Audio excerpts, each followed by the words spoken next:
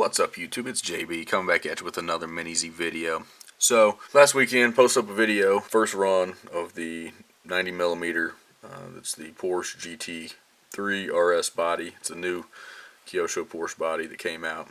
90mm, it's narrow, thing handles fantastic. I really like the narrow, it's a great handling car. Problem was, this was an open class. And I just did, with the 3500 kV motor, I just didn't have the juice to keep up with them in the straight stretch. So while it handled great, I just didn't have the speed to keep up with them. So I made a little change this week, and you can see in there, I got the orange can from PN Racing. That is the 9500 kV brushless motor for PN Racing. So I've got that in there, got it installed, just doing some testing today with it. And I'm going to tell you, that thing is a beast. I'll definitely have to turn it down, I know that, but I got a deal on the motor. I just wanted to have a little more power. I wanted to have it there in case I need it. I also put in, I was running the Kyosho diff from the 15th anniversary in here. However, I went ahead and changed that over. I grabbed the diff out of my MR03ve car and put that in here, so it's 64 pitch. I got the metal pinion gear.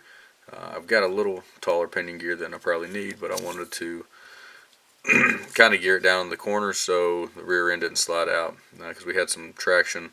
The traction at the new track was different over Remnant Racing than it was at our old Hobby Works spot. So anyway, I've got it geared a little different. I'm going to be testing some tires here coming up, but I can't wait to get back out and try this thing.